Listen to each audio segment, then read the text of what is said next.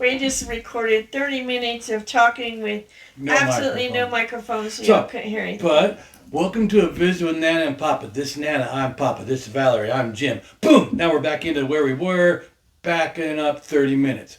First off, shout out to Cake and Tia. They invited us to their house for Christmas.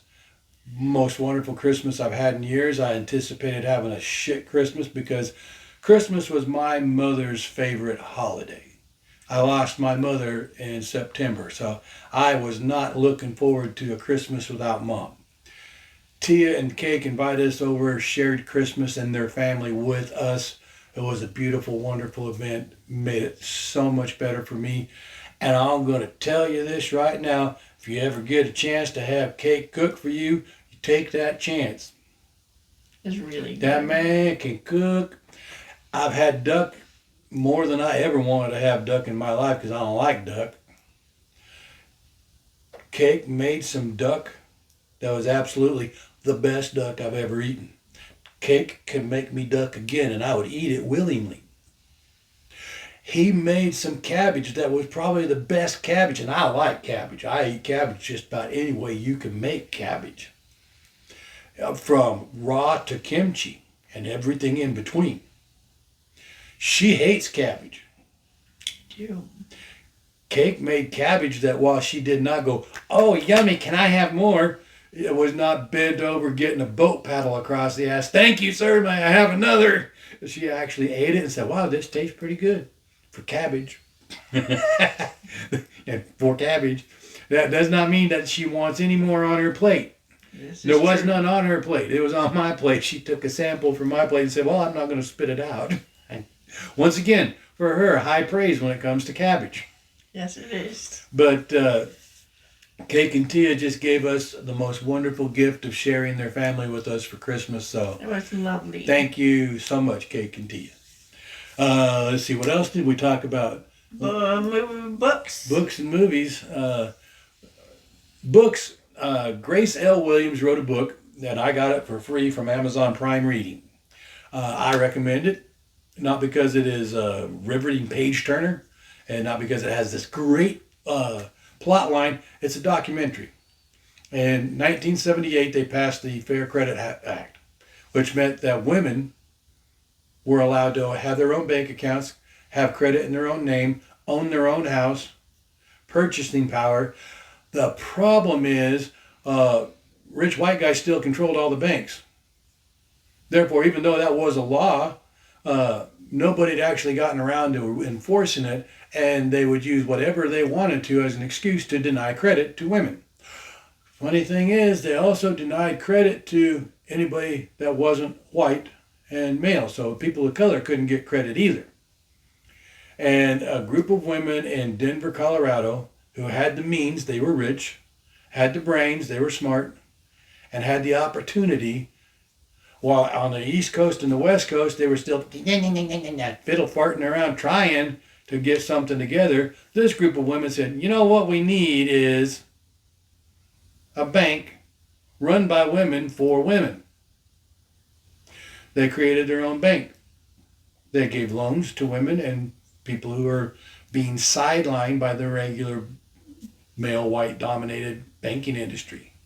And they became even more rich in the process. But this is the story of those women and their bank. And I wholeheartedly recommend that you read it. Just don't anticipate it being a page turner. It is a slow read because it's a documentary.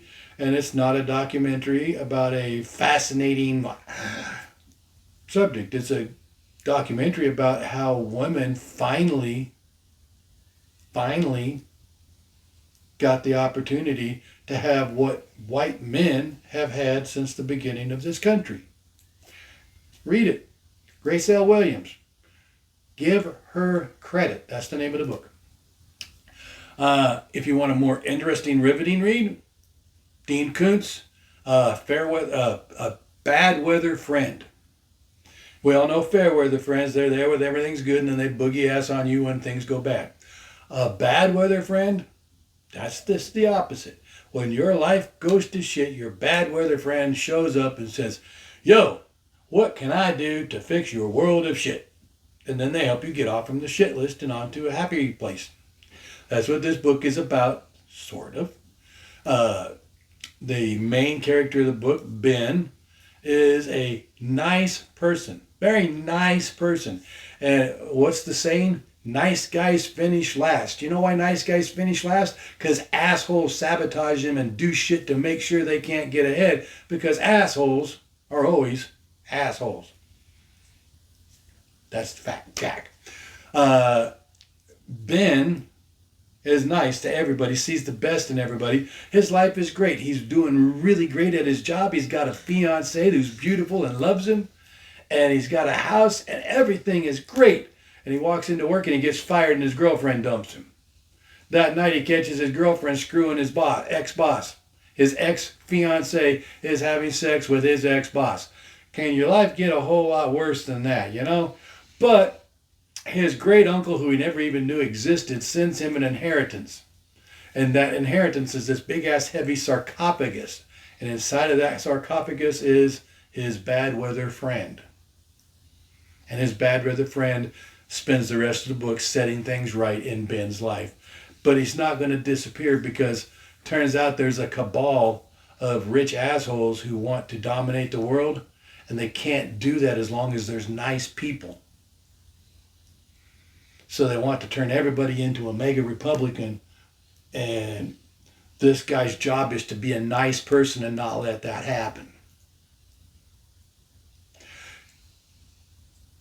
Anyway, this character I talked about earlier, I talked about Smooth and Blue. That subject comes back up in this book.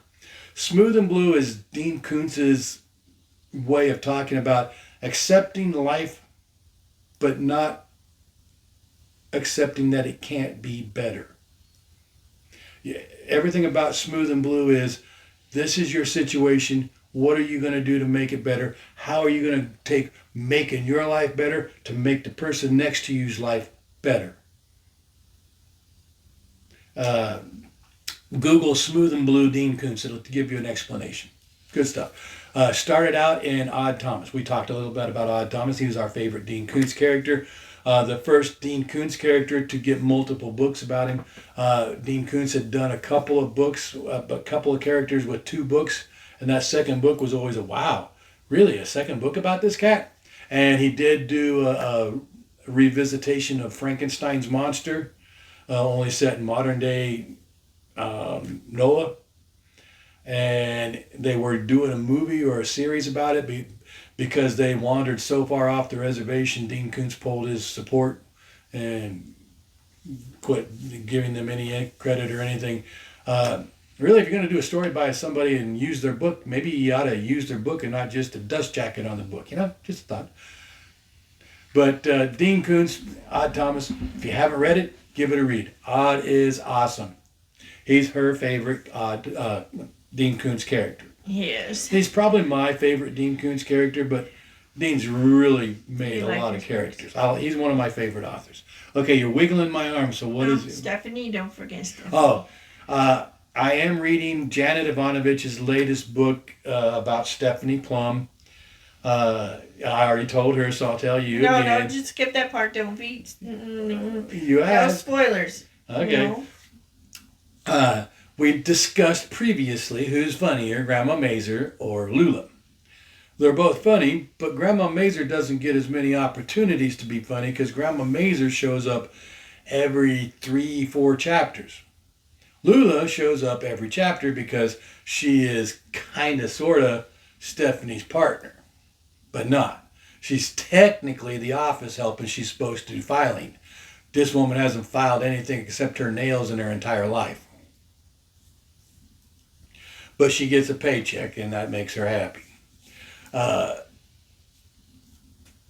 Lula has more opportunities to be funny, and every chapter Lula shows up in, she's going to say something that's going to make you either scratch your head or chuckle or both.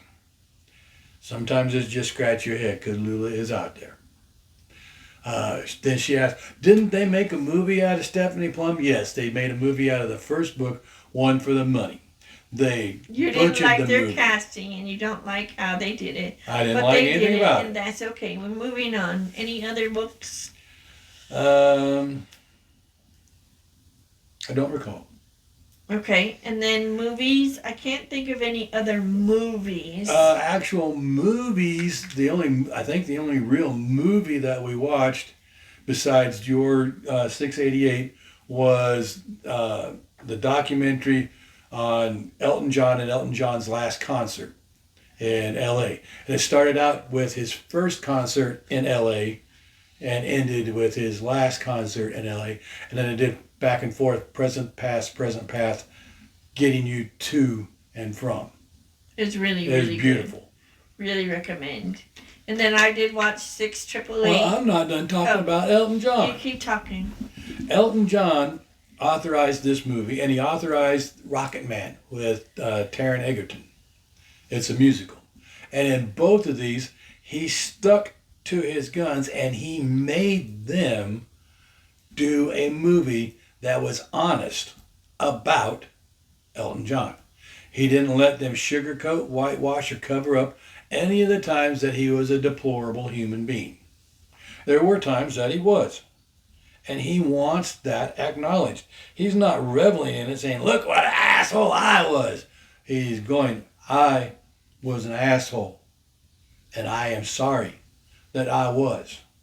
And for those that I offended and hurt in my asshole ways, I apologize. That's not his words, but it's close the enough. gist of what. But he did not use those words. He did not use those words because Elton John is a nicer person than James Fisher. So, anyway, I wish 90% of the politicians in Washington could scrape together the ability, the amount of morality, the amount of character that Elton John has.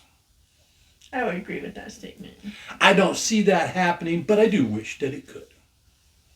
Are you done with the Elton John? I'm done with Elton John. Okay. Well, I'm never done with Elton John. No, I know what you were I listen talking to Elton about John him. probably every week. Anyway, moving on. Moving on. The 6 Wasn't triple eight that was is. a TV show with Jimmy Walker, wasn't it? Back in I the think 70s? I don't know when. I don't know. Gonna have to Anyway. Google that now. Moving on. It was also a song, but the 688 really excellent movie. It's on Netflix, I think. Pretty sure it was on Netflix. Yeah, because we canceled our And- Netflix. $25 a month is just not enough goodie on Netflix to make it justifiable. And I watched the latest season of Queer Eye, so I'm good. I'll just have to wait to see the next one. When the next one comes out, I'll probably sign up for Netflix again so I can watch it. But Well, I'm thinking once a quarter, we'll pay the $25 and we'll watch Netflix for a month and cancel it. sounds good.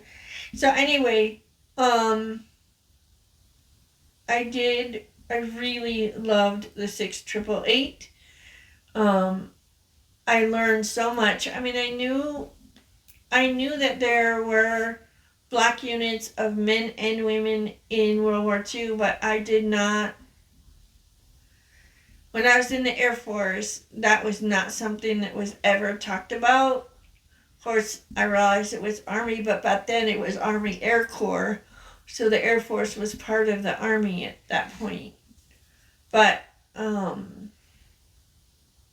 yeah, I didn't realize. It made me really sad. I'm very grateful that in the 80s, that was not how our units were. Our units were integrated and my best friends. Yeah, I'm just sad that anybody had to be treated that way. I was wrong, by the way. Moving on, it was about truck drivers. There's a surprise. Anyway, and then, so I watched 688, and then I watched. Well, you probably need to discuss more about 688. We discussed more before we found out you were having. Because 688 is very important for numerous reasons. It is. So, did you give them any details? So, first of all, during World War II, there was a major problem with morale because the men were not getting their mail. Like, no one was getting mail. It wasn't coming back to the States, and it wasn't being, like, it just would land in France and it was stuck in France, and nobody knew where anybody was or how to distribute, and there just was not, there was no way to get it out. And there's a saying in the military, mail equals morale. If you don't get letters from home telling you why you're there and that people in America still love you and they want you to come home and not get killed in Germany, you get depressed. And depressed people don't pay as much attention as happy people.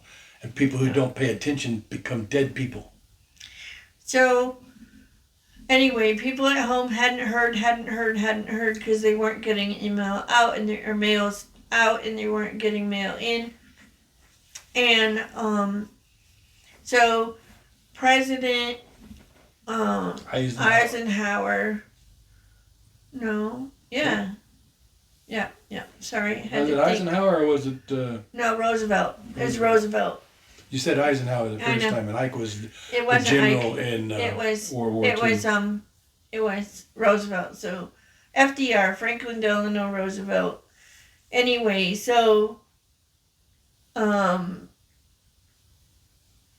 this woman who spent a lot of time at the White House with Eleanor, this black woman, knew about the 6888 and knew they didn't have orders and knew that they would be able to help. And so Eleanor and this woman talked to the president, and the president ordered for these women to be sent to the front, well, not to the front, but to France to go through the mail. And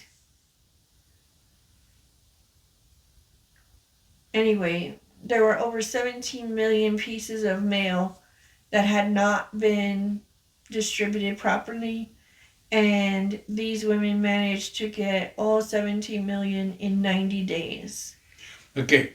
The film leaves out the part that these women had to do their job in Nazi-occupied France. Yes. By themselves. Yes.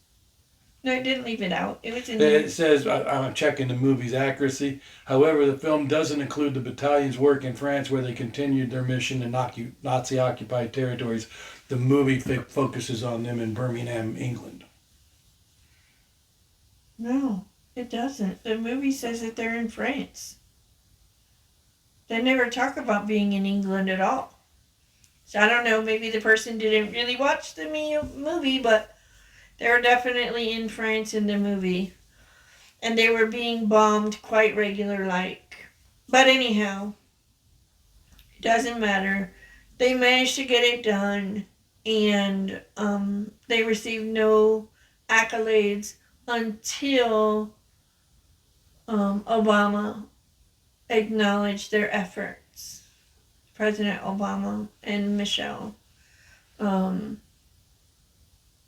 then this movie was made. So I'm really glad that the people made the movie. I'm glad that we were able to find out what really happened.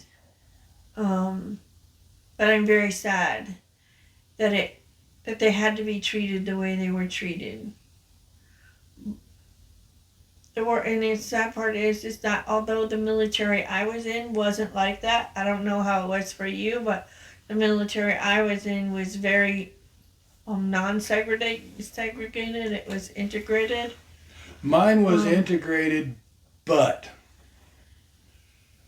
there was still a division and a difference in the way they were treated. I got into a bit of a hassle. A young boatswain's mate, being Seaman Apprentice Brown, disrespected me as a second-class petty officer, and I called him up on his short hairs on it. And he made mention to somebody, if he caught me off shit, he fucked me up. And so they reported him, and he got written up. And he'd just blown off steam. But we had a brand new executive officer who also happened to be a black man, and he used Brownie as an example. He was going to take him to captain's mast and bust him. And I went to the pre-mast, said, you ain't doing it on my ticket.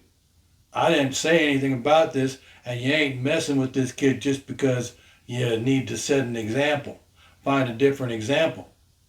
And I almost got written up for being my spectacular, charming self. But in the end, Boatswain's Mate Seaman Apprentice Brown did not go to Captain's Mast. And it's not like Brown and I ever became friends. We worked in two different worlds, operated, played in two different worlds. But that incident came back to absolutely save my life. I had been flown over to another ship. The weather was too shitty to land a helicopter, so they put me in a horse collar and lowered me down. Well, when they brought me back to my ship, we're still on pre-hurricane status. The ship's pitching and bobbing and pitching and bobbing. When they lower you in a horse collar, the rotors develop a static electric charge on the cable. And they have to ground that out, or you're going to take a serious ass shock. Because everything's heaving, they tried a few times. They couldn't get the cable, they couldn't get me, and the wind grabbed the helicopter, started shoving it off to the side from the ship. I'm getting drugged toward the lifelines. I'm going to get cut in half. And Brownie reaches up, grabs me by the legs. We both get sizzled. I'm telling you, we got a shock run through us, make your pubic hair curly. I let go. He drugged me down. I hit the deck. Helicopter peels off. If I had let them prosecute Seaman Apprentice Brown, do you think that boy would have risked his life taking that hellacious shock to grab my ass and pull me out of a horse collar before I got cut in half? Probably not. Probably not. So I didn't do that for Brown so that he'd save my life in the future. I did it because he didn't deserve what was happening to him. But I'm thinking that Brown probably appreciated that enough that he took a serious electrical shock and saved my ass. So, thank you, Brown. It's not like we ever became friends. I don't even know his first name. It will always be Boatswain's Mate Seaman Apprentice Brown. Well, no, because he did make seaman while I was there. And I did congratulate him on that. And I'd see him on the mess decks and everything. Oh, we were cordial. But we weren't hanging out, playing poker, or going drinking buddies. We served on the same ship. That's it. There's a lot of people that served on that ship. It's not like it was a ship of 20 guys. No. If there's a ship of 20 guys, it's a PT boat. I'm just saying that it was not a small crew. And it's not a ship. It's called a boat.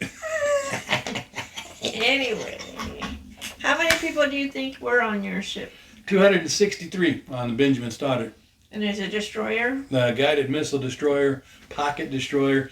It was a World War II tin can. That's what we call them. Destroyers are tin cans.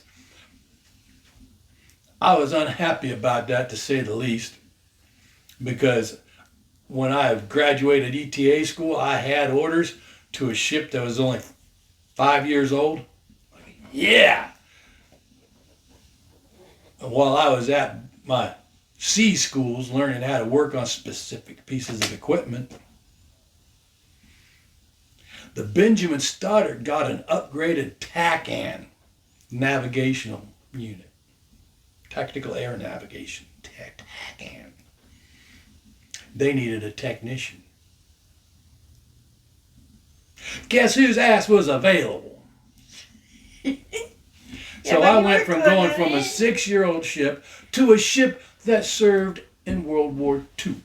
It's okay. No, it's not okay. I could walk down the passageways with my arms like this and touch the bulkhead on either side.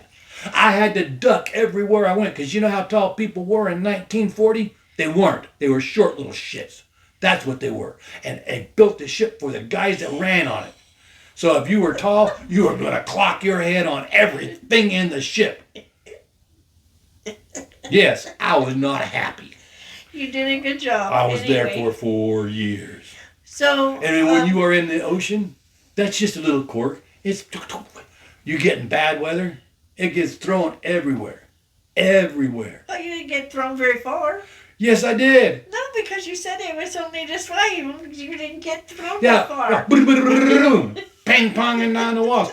In order to sleep in my rack, I had to scoot down to the end of my rack, and there was a stanchion. Okay, for those of you not in the Navy, that's a pole. There's a pole running up at the end of my rack, and that's what they bolted all the poles, all the racks to. You had to scoot down to the end of your rack and wrap your legs around the pole and hang on to the pole and hang on to your pillow and sleep. And sometimes your ass would still get thrown out and you're dangling off the top off your rack. The top of your body's dangling, your legs are wrapped around the pole holding you, and your rib cage is going, "You're an asshole." And you got to pull yourself back into your rack. That's what happens when you ride out a hurricane in a tin can. Congratulations on surviving. Thank you. I love you. I love you lots.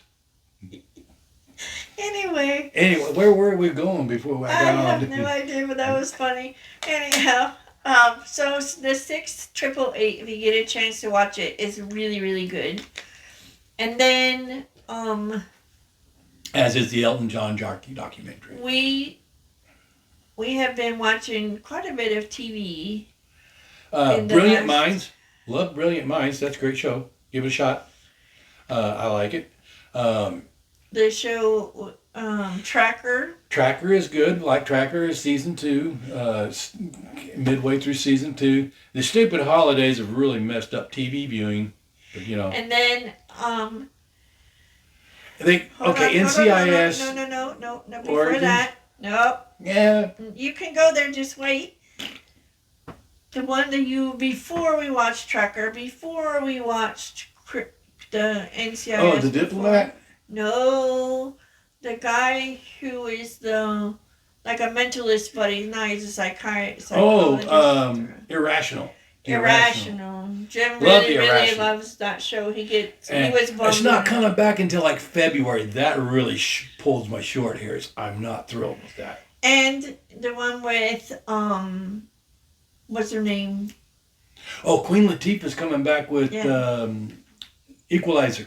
So A he really female likes version that one. of the Original Equalizer. I love Denzel Washington's Equalizer. I love it. He does such a fantastic job in that role. But you change Robert Mitchell to Roberta Mitchell. Robin McCall. Robin McCall. There you go. It takes a whole new slant. And she got a teenage daughter. She's a single mom. And she lives with her sister. And her sister is a lesbian. And it just tackles all kinds of issues going on in America right now. And it gets right up into the face of that issue and just... Yes, it's good stuff. Really like it. And then we just recently started watching Blue Bloods. Yeah. And I know so it's far been we on. like it. I know it's off the air now, and it has a ton of well, seasons. there's a possibility of it coming we didn't back. watch TV for Many years. many years, so there's a lot of stuff out there that we have never seen. We really enjoyed, although it's been a while, but we enjoyed when we watched West Wing, and then We've watched West Wing all the way through twice now because I wish that we had a president. And Madam like Secretary, we really enjoyed Madam I think Secretary. we've only watched Madam Secretary once. And then we watched The Diplomat. The Diplomat, which we really liked it. I'm interested in seeing what happens with the third season of Diplomat. We know that the press secretary from West Wing is going to be the president in Madam Diplomat because she was the vice president and she was getting kicked out because she did some badness. But then the president had a heart attack and now she's the president.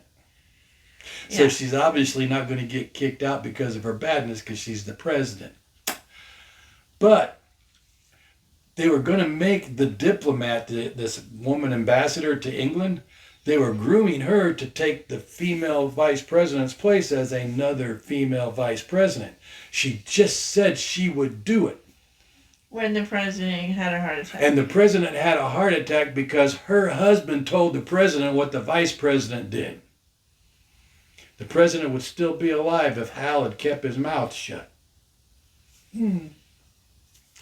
So I'm interested to see what they're going to do with season 3. Is she going to still be the ambassador to England, or is she going to come back and is she going to be a female vice president to the first female president, knowing that there's already some between them? Yeah, I have no. It'd be no interesting. idea. Anyway, so long story short, we've been watching quite a bit of shows.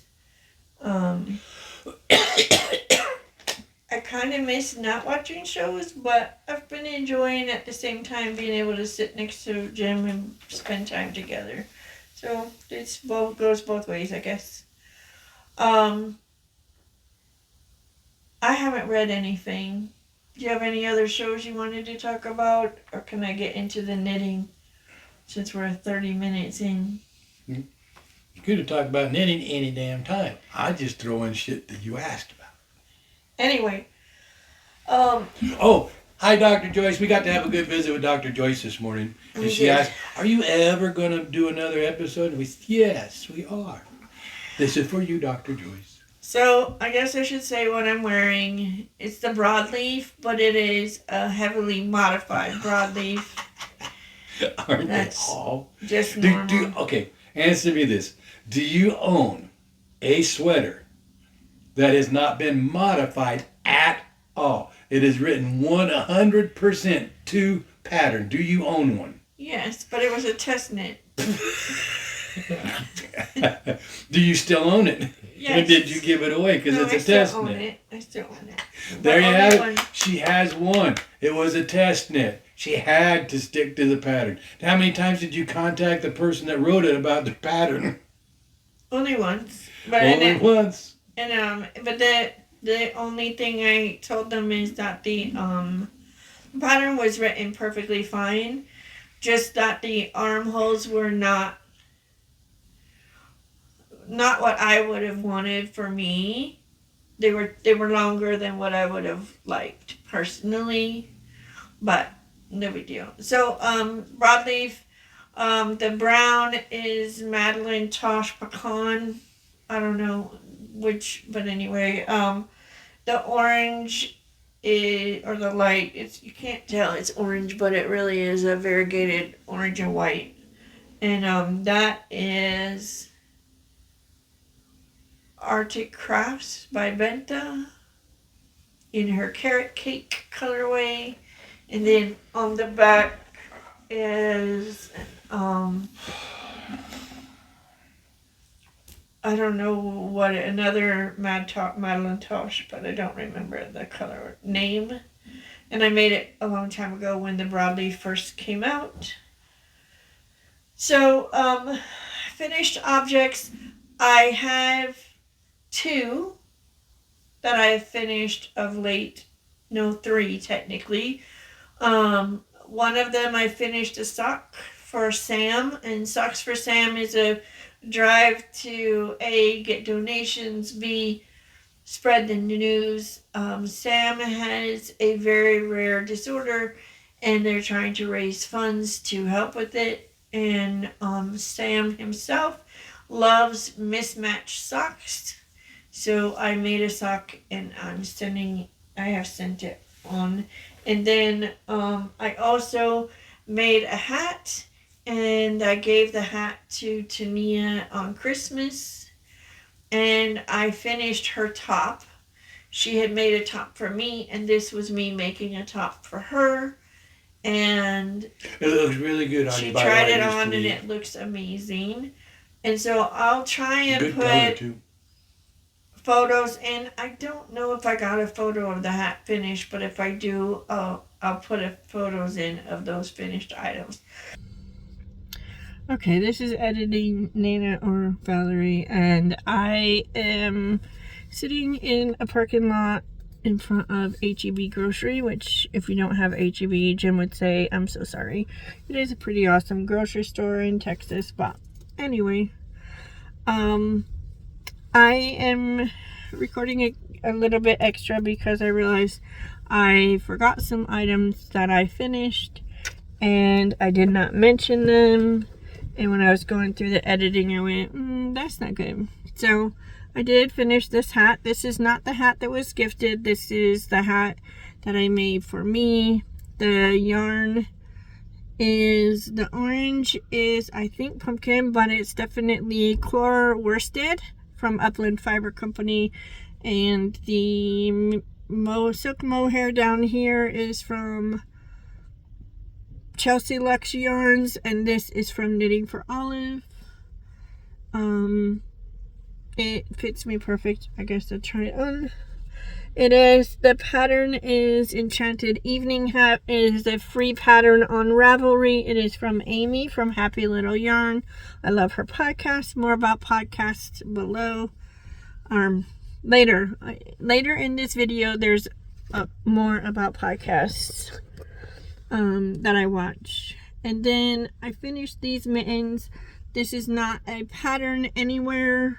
I just cast on some number of stitches that I thought would work, and then I knit some ribbing, and then I tried it on and it was too big, so then I ripped it back and cast on fewer stitches and it was fine.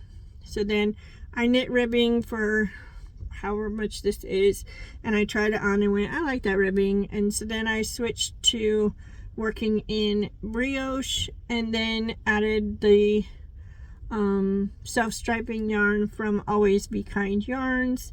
And then I started a gusset using brioche increases for the thumb. And then when I got it to where I thought it was a good place to start the ribbing, I knew that I wanted the fingers to be in ribs so it would pull in, so I can wear it. It still has the fingers out but not exposed, and then if I really need my fingers, I can fold it back down and have my hands free. If my hands get cold at work, I can still put my mittens on and type. I have actually done that already. The thumb also will extend so that the thumb is mostly covered, so if it is really, really cold outside, I stay warm. The yarns used in here, I mentioned the Always Be Kind yarn. This was from her Eris Tour Advent single self-striping in the DK weight. The yarn held with it, or the white used in the brioche, is 100% alpaca. Don't even know where I got it. Had it for years. The yarn here, up here, and here on both mitts is 100% Cormo. Been in my stash probably 10 years, maybe 15 years. I had used the yarn to make a hat, a cowl, and mittens for my daughter. I originally had 3 skeins or 2 skeins, I don't remember, and I had portions of 2 skeins left, and so there wasn't enough to make the mittens, but there was enough to use for the ribbing portions. And it is definitely a denser, more like a heavy worsted, which makes this part even warmer. So I'm very, very happy with my choice there. And those were made because it got really, really cold here. The other finished objects that have, I know I have pictures, so I'm gonna just talk a little bit. So I made a vest, kind of, it's not really a vest, but it's a turtleneck, and then it comes down. It doesn't have any sleeves, nothing on the shoulder, and then it has ribbing underneath the chest portion. And I made it for my friend Tania. The yarn that I used is Magpie Fibers Swanky Sock. Don't remember the colorway, but I will definitely link it here below. And I also, it was Turtleneck Tube, I think is the name of the pattern, but for sure it'll be in the notes below. And the pattern is by Stefanie Japel, one of my favorite designers of all time.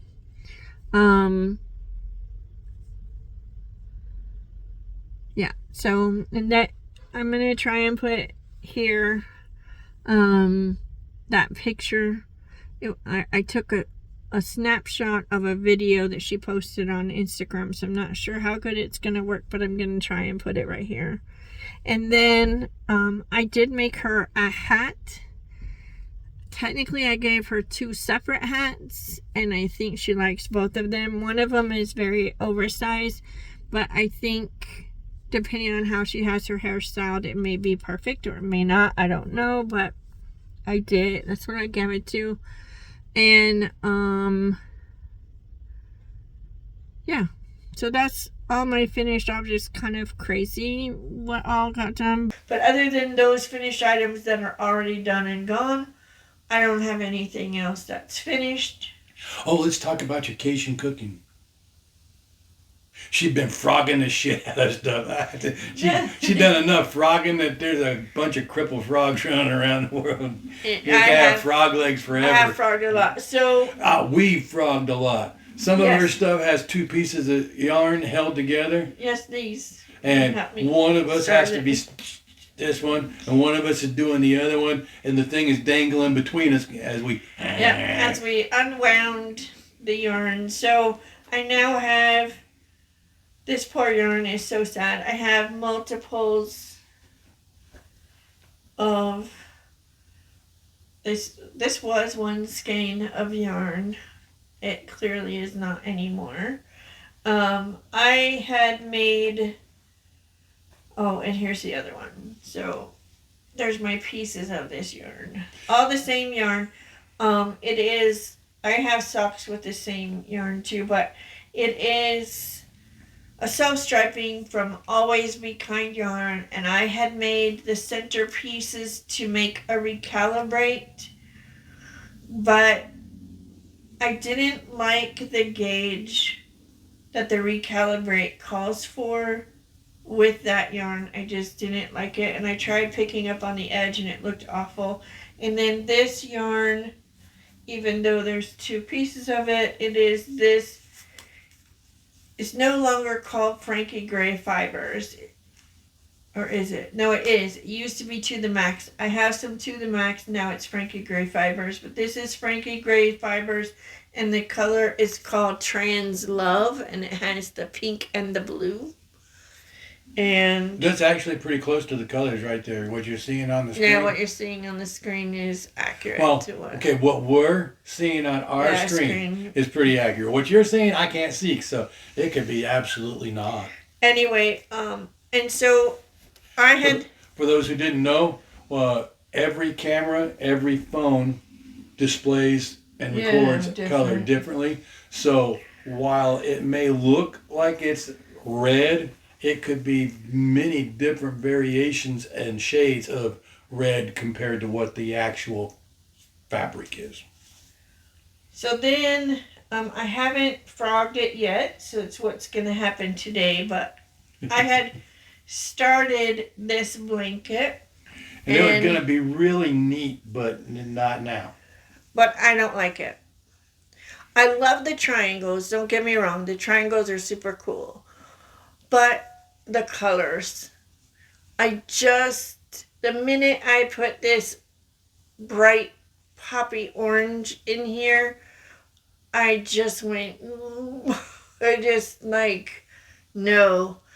And then I realized that there's no way to plot out and plan the colors so that they, and I don't want it to be like a whole bunch of dark, moody colors on this side of the blanket and this big, huge, bright square over here. Why? It could be the bipolar blanket. So I've just decided that I'm going to nix this and I'm going to do something else with the yarn. And so that project is... This is one of my favorite sweaters that she made, but she's wearing my not favorite side out. It's reversible, and the other side is way better. Keep talking. Oh.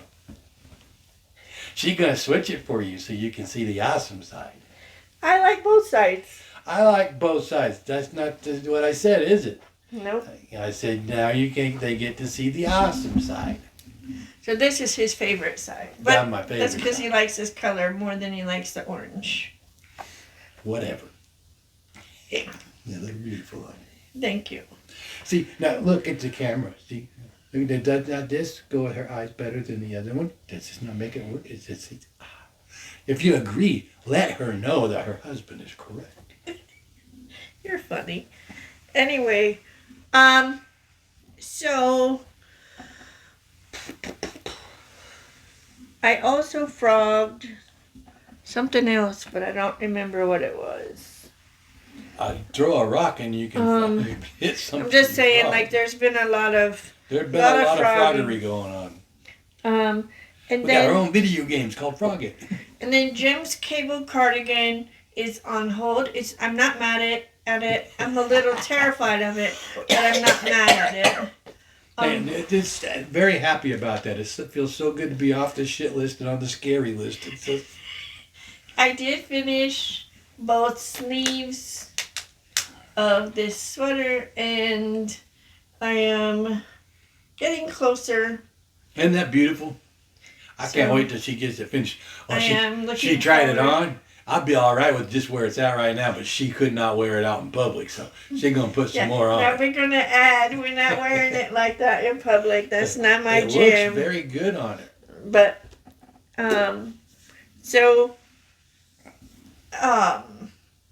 that's one of my whips that I'm currently actively working on, but I'm working on this one the most, and that color is dead nuts, wouldn't you say?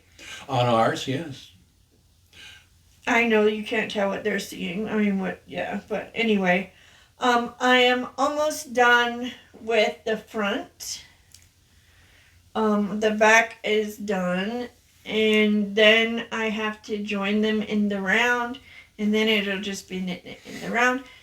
I didn't say, I'm so sorry, y'all.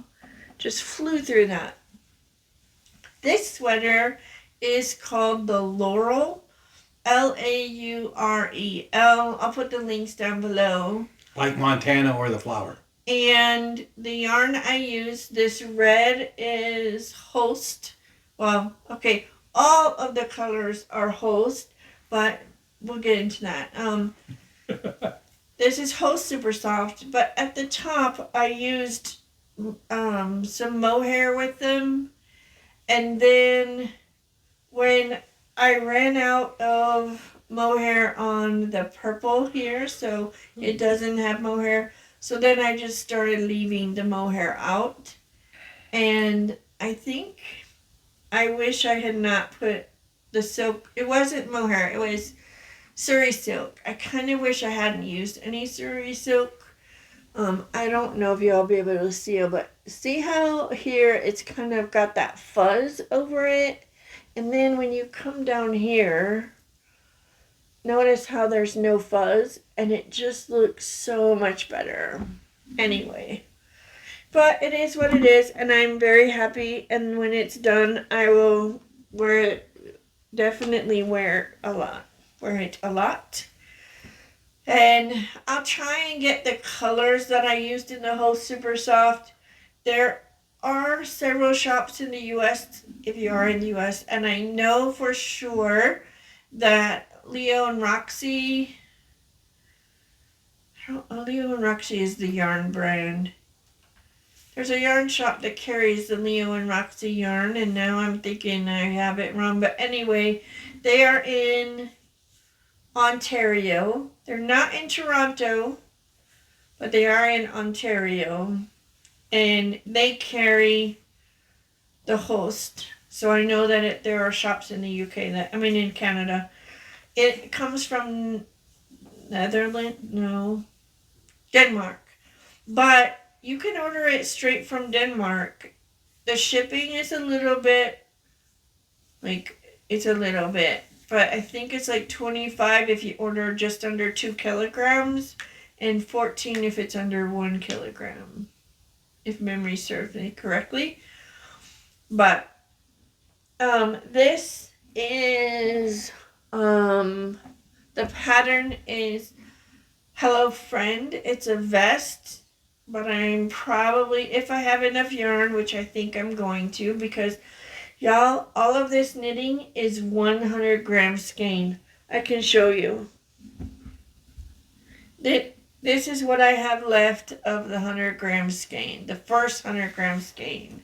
So I am 99% certain that there's enough yarn. I have enough yarn to add 2 sleeves and a turtleneck and full length. But this is a pattern is a vest, and it's by Leslie Friend. It's a new pattern that's recently released, and the instructions are beautiful, just beautiful. So I'm excited for it, and yes, I am going to make it into a turtleneck. It is a DK weight yarn. I'm using Kelbourne Woolens Scout, which is my favorite DK. Do you like how it feels? Mm-hmm.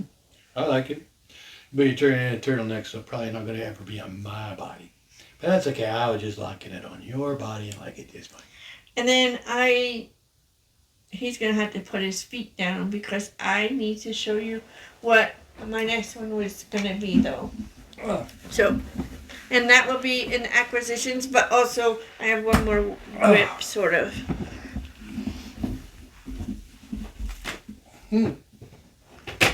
Problems? Nope.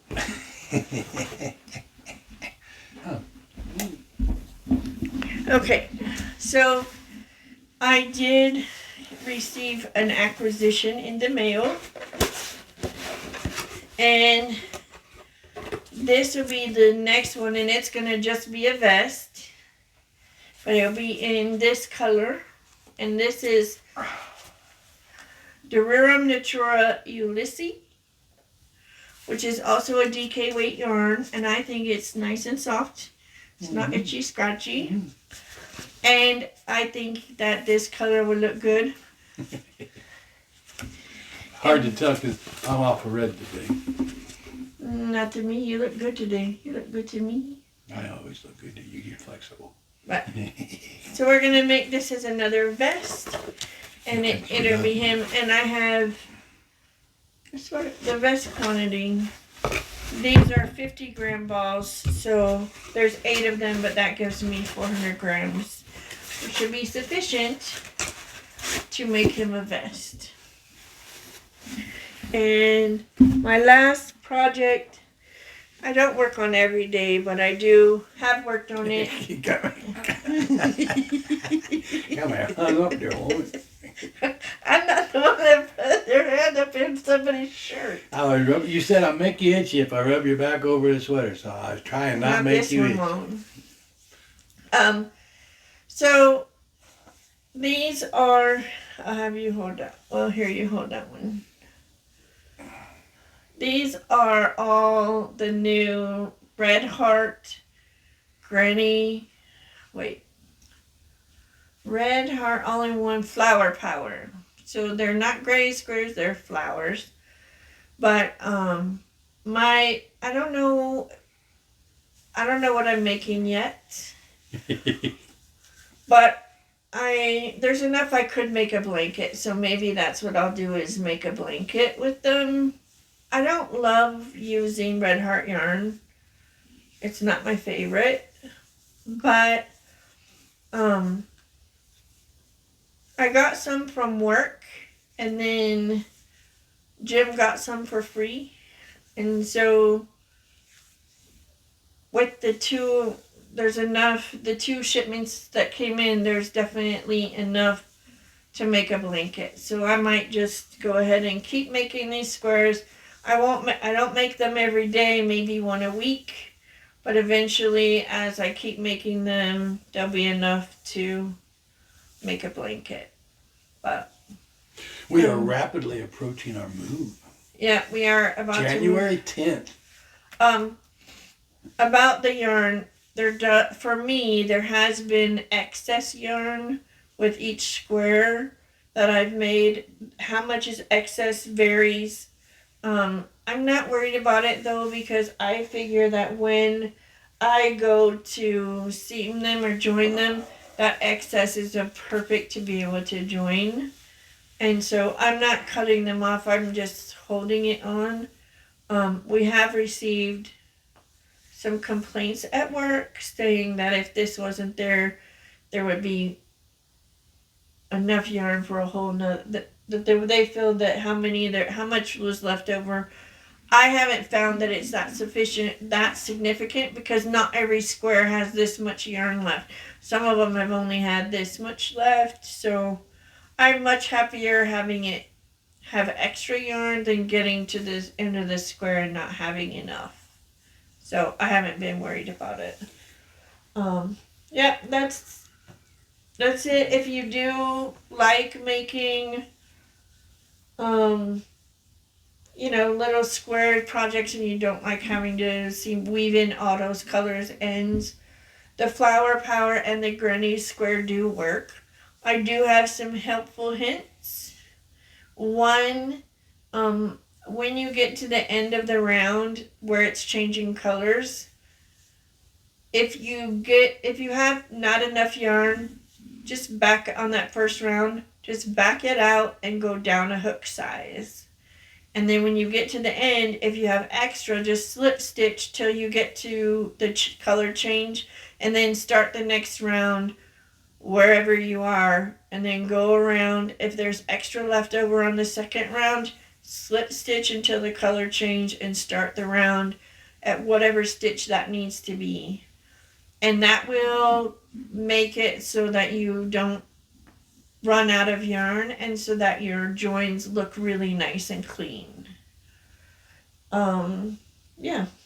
So I don't think there's anything else that I've been working on. Can you think of anything else I've been working on? So the only thing I can think of left is I do want to finish Jim's sweater in the new year. I really want to get that done. I don't think I'm going to do it right away because I've been looking for a class on set-in sleeves.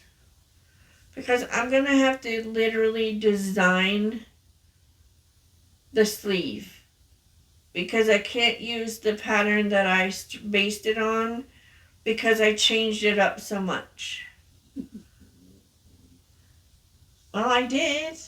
You did. And I'm not arguing that. So, I just think I need to take something, or I need to learn how to do a set-in sleeve before I go with this massive cabled sweater and completely screw up the sleeves. I would rather learn how to do them properly. Makes sense, baby. And then design them. So, the goal is to try and find a class or find some way of learning how to do the sleeves the proper way. Set-in sleeves are not something that are done very much these days, and when they are, they're usually done with the whole garment being pieced.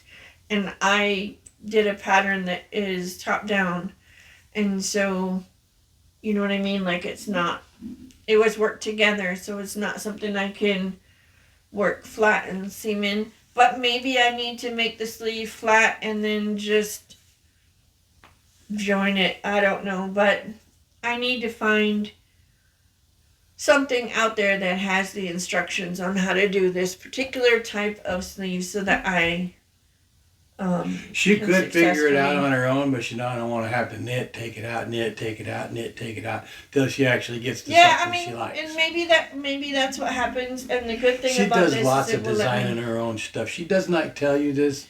She does not give herself enough credit, but she's just being lazy and not want to have to figure it out. She wants to look it up. I'm not saying that she's lazy. I'm just saying that she not feel like putting the effort in to figuring this out, because she figures out lots and lots of stuff. I may have to do it. I may have to sort it out all on my own. But here's the problem. I don't want to use your yarn that I'm using is not a stable enough, sufficient enough yarn to my sweater's going to be unstable. I hope that doesn't rub off on me when I wear it. No, it's just your yarn is already, because it's such a soft yarn, is already starting to pill just in me making the sweater. So I don't want to use the yarn, rip it out, use yarn, rip it out, use the yarn, rip it out, use yarn, rip it out, because then that skein's going to be crap and I have to toss it. It's going to go from being DK to K. And the last thing I want to do is ruin the sweater that's already knit and have to knit the whole damn sweater again. I don't want you to do that either. Yeah, I see my sweater. It's pretty damn beautiful. It's in there, I think. But anyway, so what my plan is to maybe even in this sweater here, because since I am planning on turning the vest into a sweater and it will be a set-in sleeve, maybe this is the yarn that I use to go back and forth, back and forth, back and forth, and try and find how do I work the set-in sleeve so that it looks nice and that it picks up properly. I don't know. I don't know what that answer will be. And maybe I just make a sleeve that's the same size of sleeve and then try and pick up and do.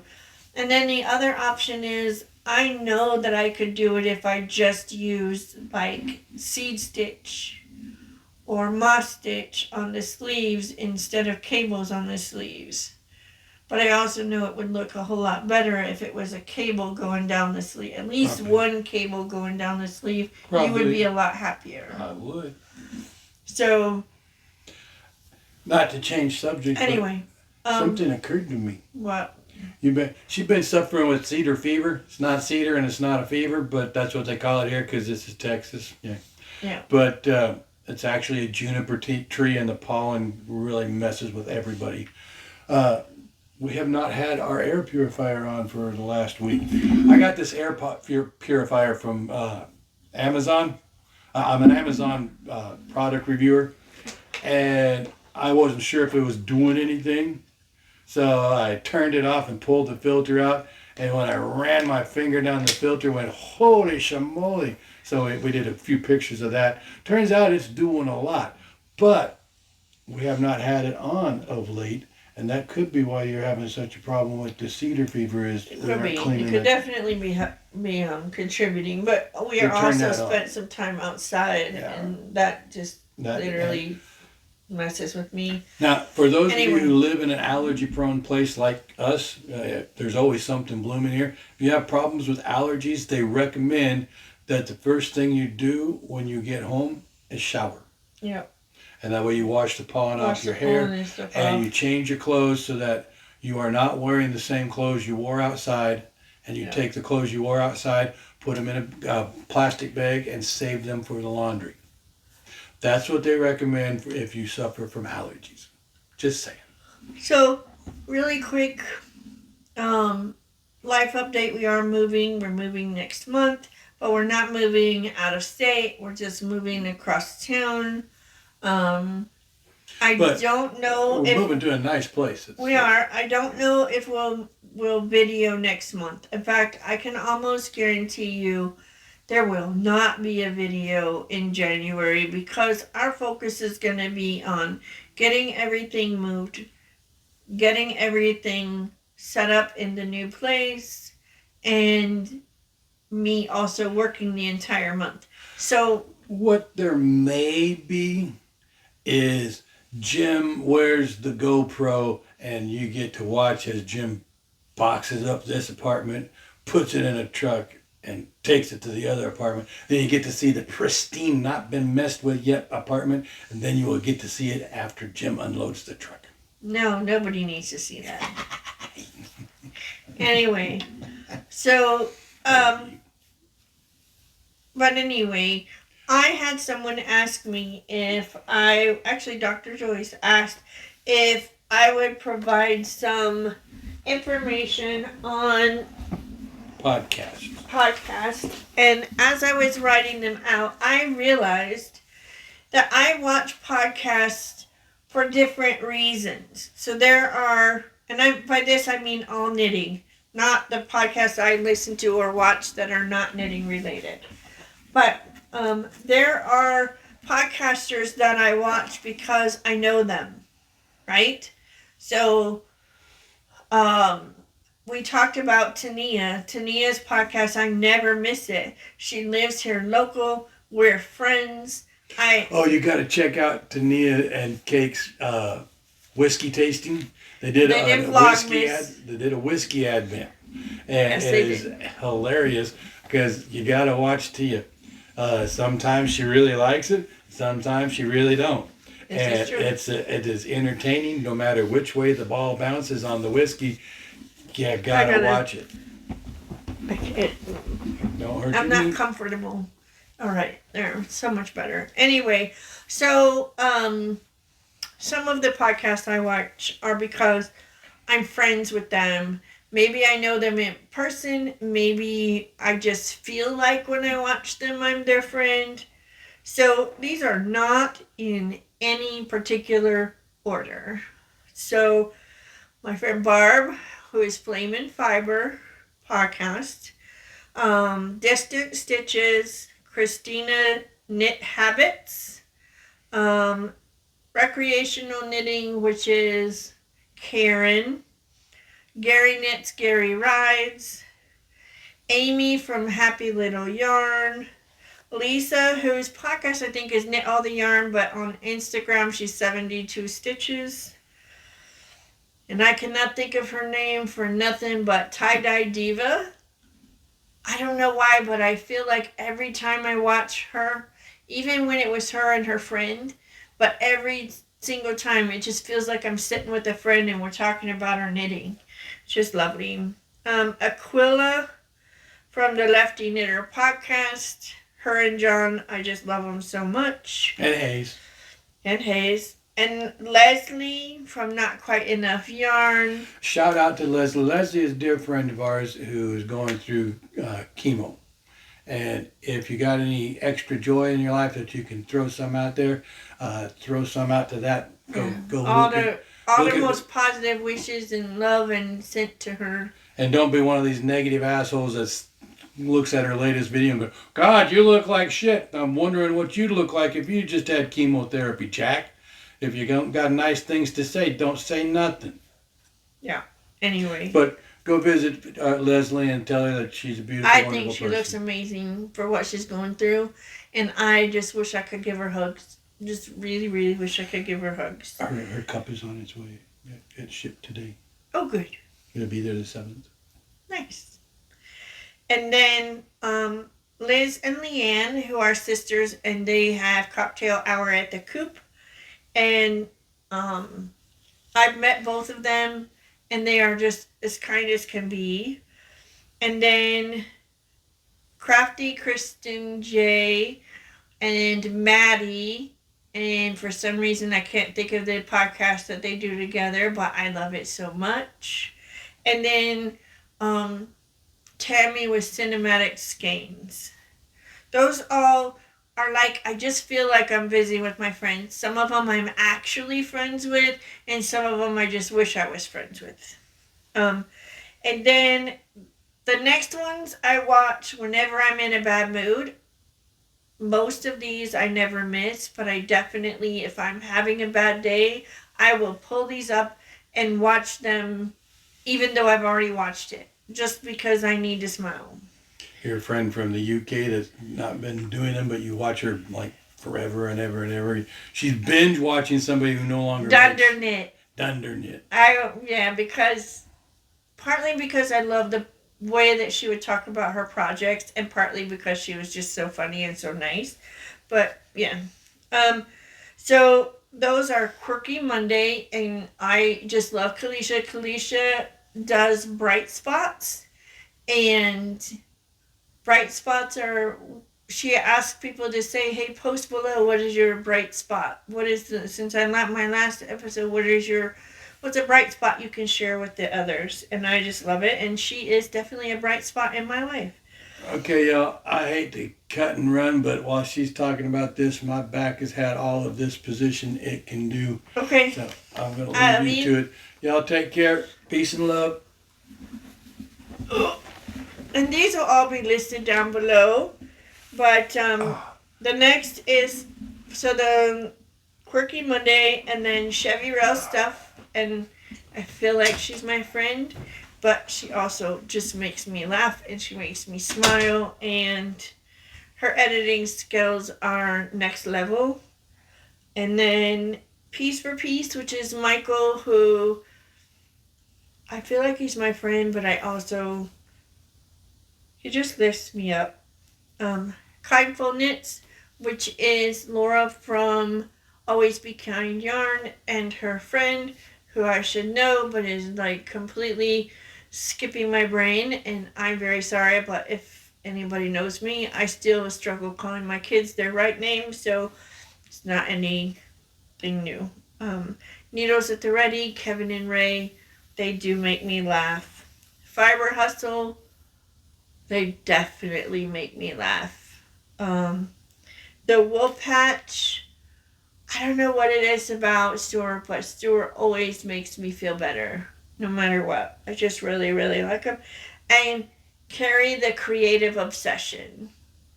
I learned stuff from her, so she kind of fits in all three. She fits up in the people I feel like could be my friend. She fits in the middle in the always makes me feel better. And she fits in the bottom, which is the next section, which is going to be learning. Now, these are podcasts that I watch because I feel like I learn something watching them. Some of them, maybe I just learn what new patterns I want to check out. Sometimes I'm learning like tips and tricks. Sometimes I'm learning what is a good shape or fit. But I always feel like I'm learning something.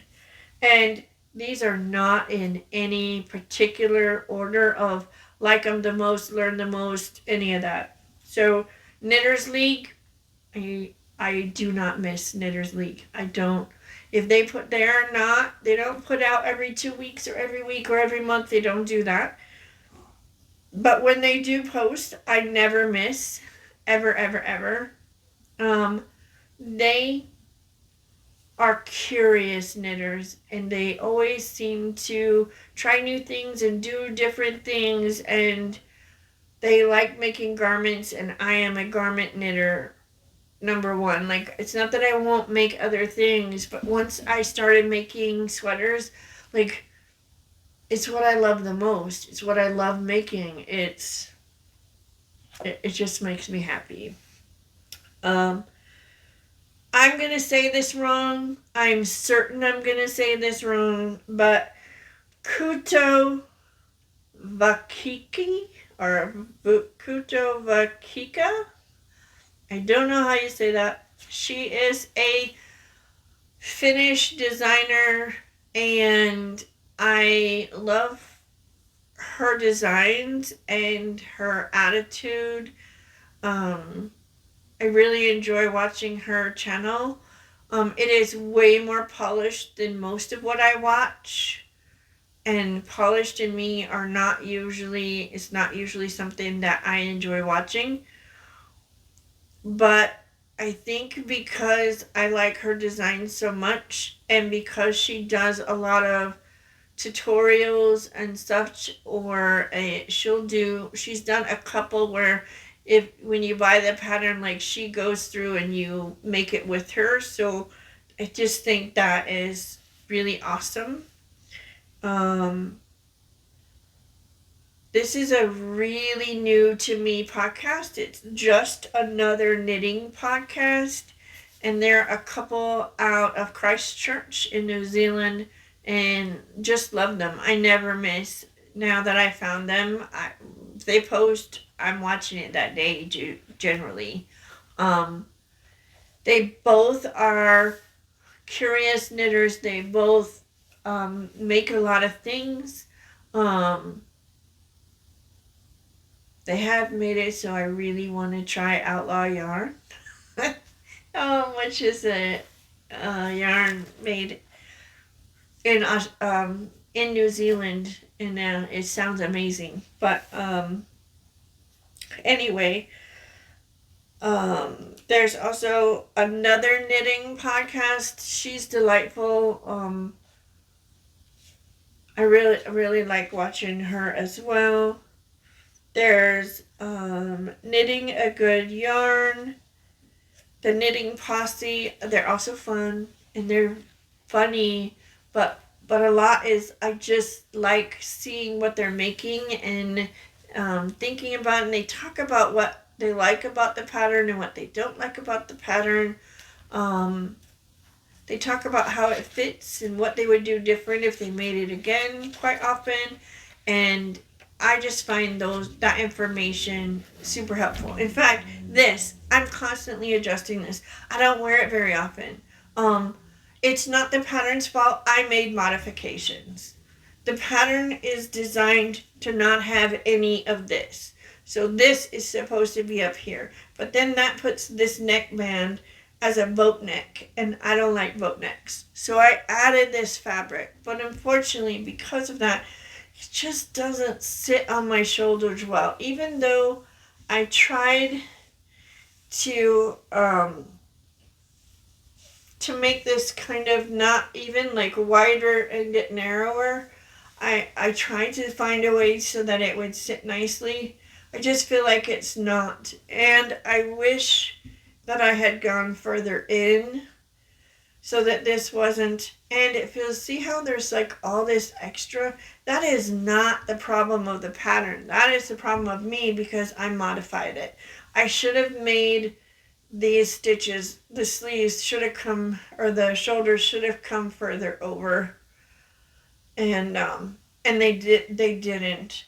And I don't have any more yarn, so it's not like I can bring it in. So, but I don't like it. I'm constantly futzing with it. I won't do another straight whatever seam it. Not ever gonna happen. I don't mind this where you start with the back and then you pick up stitches and you work down and then you work down and then you join, and then I don't mind this at all. This is beautiful. Because when you put this on here, it's not joined anyway. So when you put it on, now granted, it doesn't have the neck, but do you see how much nicer that sits on the shoulders? How it's just so different. This I love. This I don't. Anyway, and so I just love that the Knitting Posse talks about that. And like the Knitting Posse, Edible Thoughts makes. Her podcasts are incredibly well edited. She also does her closed captioning. She edits the closed captioning to make sure it's correct. She puts 1,000 times more effort into her videos than I have ever done, than I even know how to do. And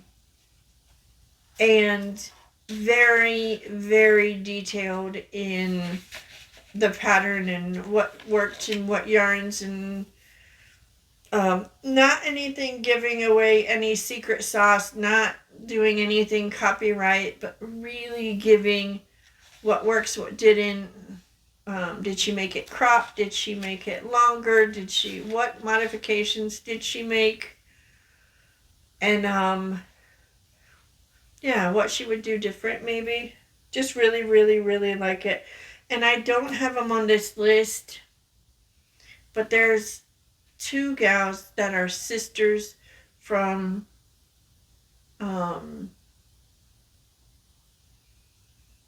Charlotte, North Carolina area. And so I don't have them on my list that I can tell you, but as soon as I find it, I'll include their link in the links that I provide. I wish they were my friends. I just really enjoy their channel as well. Wool of the Forest, I find, also has some really beautiful stuff, and I enjoy Finished Knitting Stories. She's a hoot. She's just a hoot. Happy Knitting, she used to be in Germany, and now she's in the UK, and just really, really like her. The Balanced Skein, think she's in Chicago, but maybe not, but I think she is. But I do know that I really love, she goes into detail on what works and what doesn't. Really like her videos. Leslie Friend, I don't watch everything that I'm not, she's not one of those people that when she posts, I have to see it, I have to go check it out. Um, Michael from Piece for Piece, absolutely. I will literally stop watching something else and go watch that video and then come back. Or if I'm at work and I haven't had my lunch yet, I'd be like, all right, as soon as I go to lunch, I'm watching Michael. Um, yeah. And then um, Carol Feller, and these are probably more, so folks who have some really great tutorials, really great videos as far as I'm concerned are Carol Feller, um, the designer of the Musselburgh. Why is it not coming to me? Ysolda Teague, um, Tony Lipsy from TL Yarn Crafts,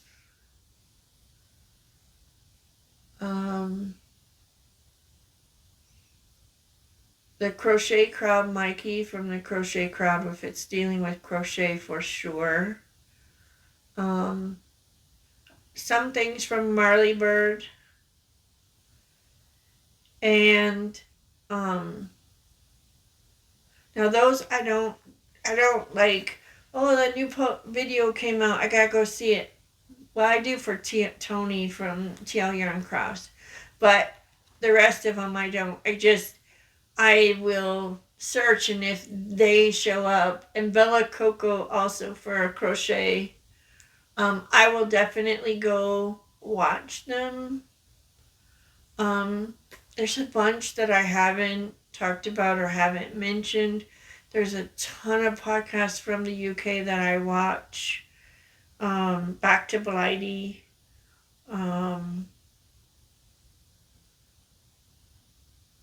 Corner of Craft. And then there's some men that I couldn't find them when I was looking this morning, like what I watch. Because unfortunately, YouTube is only going to let you see what you've seen recent. Like it doesn't give you all the channels that you watch. It gives you the channels that have recently uploaded that you have recently watched. And so that's the only thing that I could see. And so I have to go way far down to find the rest. But there are some others that I definitely do watch. Do I watch a lot of podcasts? Yes, I do. The only friends that I have here locally are Tania and her husband Cake. I haven't made friends other than that. I've tried, it just hasn't happened yet. I don't go anywhere, and that's the part of the problem. I don't belong to any professional groups. I don't belong to any church groups. This is not an invitation to suggest that I go to some specific church. Not my thing. Not interested. Happy if it makes you happy. I will support your right to attend church and to be a part of a church group for the rest of my life. I will never, ever, ever step foot in a church again if I can help it, because it's just not too much pain there, all right? Oh, I did not mention. Massive honorable mention. The Black Knitter. Love, love, love, love, love her podcast. Love her as a human. Consider her to be a friend. Wish I lived closer. She's in Ohio. Ohio is very blessed to have her there. She is a sociologist, I think, professor of sociology, and has a brilliant mind and a even bigger heart. And is possibly the first, maybe the only minister who could talk about her faith with me and never upset or offend or harm me. And that's huge. And she is currently enjoying Kwanzaa. So for those of you who are celebrating Kwanzaa, I hope it's a wonderful season for you this year.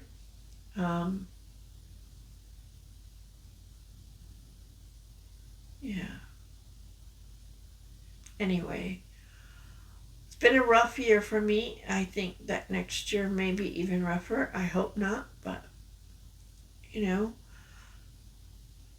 all I can say is I hope that I'm absolutely wrong, but I'm afraid that I was right. That's all I can say about that. I guess I will end it here. I will do my best to have everything linked, all of the patterns, all of the yarns, and yeah, I hope you guys have a happy new year, and we'll catch you as soon as we are able to video again. Bye.